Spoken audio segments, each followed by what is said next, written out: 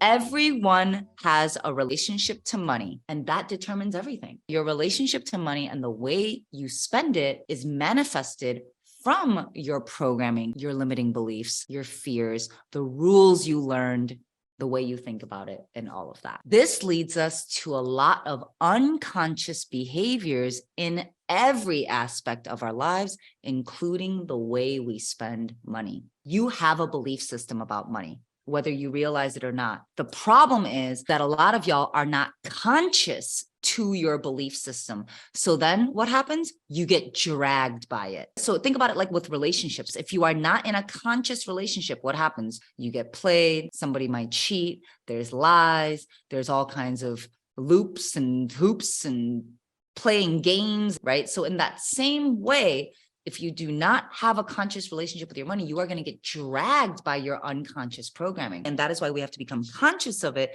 so that we are the ones that are pulling that weight. Do you want to take the lead in that relationship, or do you want money to take the lead? You don't want to be in a codependent relationship with it. You don't want to be in a trauma bond with it. All those other dysfunctions that we talk about, think about it in the same way with money. So with that said, this is food for thought for all of y'all. What did you learn about money? What did you learn about saving it? What did you learn about spending it? What did you observe growing up? What was okay and not okay to spend on?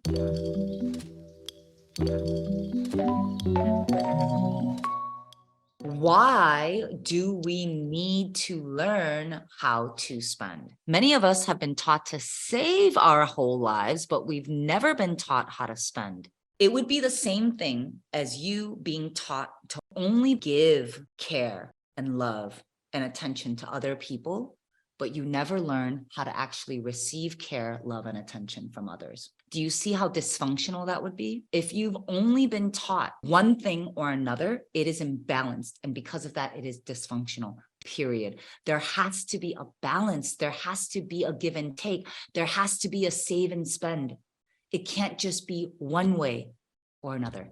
Money is very emotional, especially when you're not doing the work. And if you're not doing the work, then you have a lot of unidentified and unprocessed baggage around it, which is what makes it emotional. So remember that all of your behaviors, including money spending behaviors, stem from your thoughts and feelings. And we may not realize how much we spend or don't spend based on that programming, rather than our actual needs, priorities, and desires. So with that said, is that what you really want? Or is that what you heard your whole life?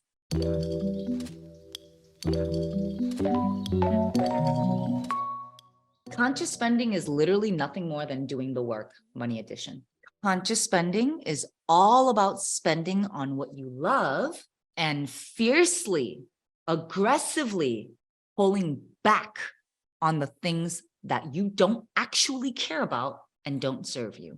Conscious spending is first and foremost focused on spending, not saving. This leads to long-term healthy financial habits that are not steeped in scarcity or fear. Conscious spending is not about depriving yourself in any way. It's about intentionally and mindfully spending where it really matters to you. Conscious spending will naturally lead to conscious saving. You can only achieve conscious saving if you first practice conscious spending, because conscious saving is a result of conscious spending. Conscious spending will naturally lead to conscious saving because it is holistic and big picture focused. Conscious spending is thinking about your past, your present, and your future self.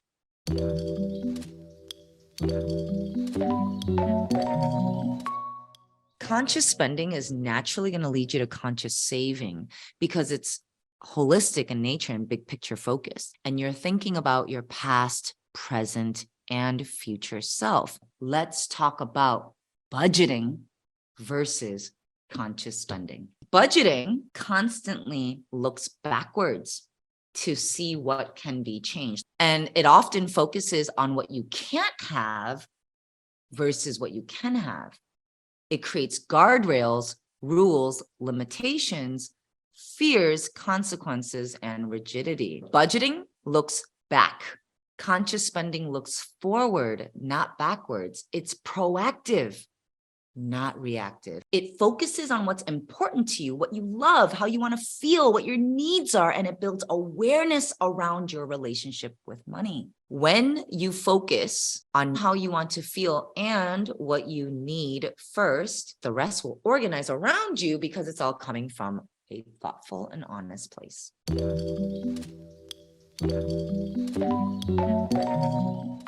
How does unconscious spending show up? Agreeing to meals, trips, activities, or events to make others happy versus yourself. Buying things for people because you believe you owe them for something.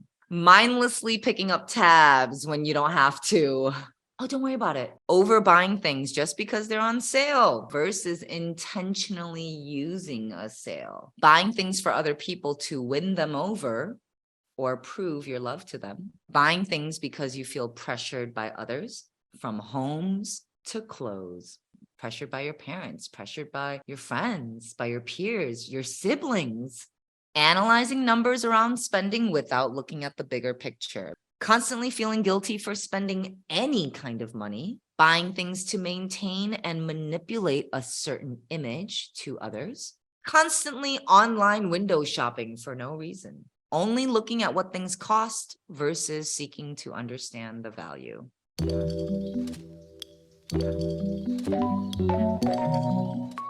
How to think about spending. Number one, pay yourself first. What does it mean to pay yourself first? Let's break this down. This is what you need to live. Basics, fixed costs, rent, car, phone, internet, heat, gas, right? These are the things that are never going to change. You have to have this to survive, to keep a roof over your head, to make sure that you keep your lights on, to make sure that your internet's running, and so forth. Two, you are where success comes from. So what kind of cost is that? Important investments. This is what your future you needs. Wellness expenses, mental health expenses, skills that make you more money.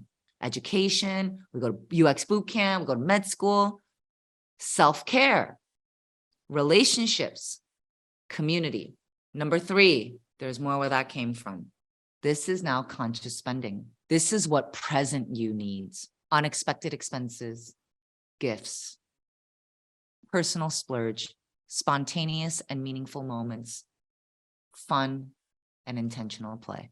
Another mantra that I give you all the time, I'm exactly where I'm supposed to be. How do we apply this to costs? This is paying off loans and debts. This is what past you needs. At 21 years old, you decided that you were going to go to med school. You decided you were going to go to law school. You decided that you were going to go to an Ivy League school, go get your master's, right? And so you are now taking care of your past you, who was like, I'm going to go do this for myself now, for my future. And so you are now, your past you needs you to have compassion for those honest mistakes, those growing pains, things you didn't know, and also those student loans and all of that, right? How do I want to feel? This goes to CDFs now. This applies when you have spending indecision and guilt. This is what unhealed you needs. Will this purchase help you heal? Would this purchase repeat your patterns, addictions, and wounds? So this is not just about how do I want to feel? Oh, this is my CDF. My CDF is free. It's like, yeah, I bet you feel free every time you buy a plane ticket. But also, we may be buying plane tickets because we're trying to run away. We may be buying plane tickets because we all of a sudden got hit with a dose of comparison from what our friends are doing. We might be wanting to purchase this thing because we don't want to be left out of the party. Is it the party that you actually need to go to, or is it your wounds around being left out that need tending? Are you just repeating your patterns? Are you just enabling your addictions? Or are you actually honoring what you need? Are you actually addressing your unhealed needs and the way that you want to feel in that context? Last one, last but not least, I trust myself. This is the saving part. So if you trust yourself, if you are exactly where you're supposed to be and you continue to consciously spend, the saving will naturally happen. This is what you want for future you. Living costs, ease, like what matters to you, maintaining a certain lifestyle, knowing how much to save, when to save, and when you don't need to.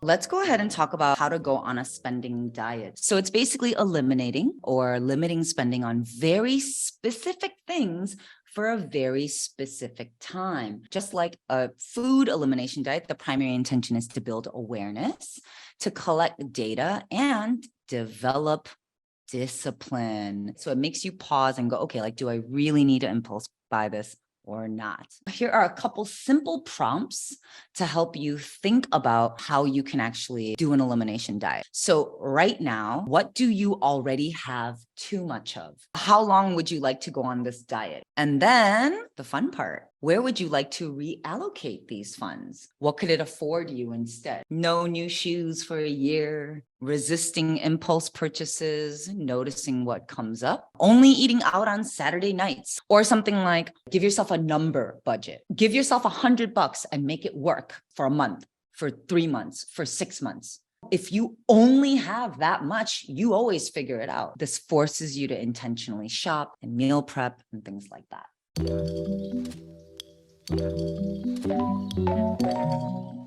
Let's go into some spending pro tips. First of all, automate all your bills if you haven't already. Build out wardrobes with intention. What do you need and for what? Invest in quality, long-lasting pieces. So is it timeless?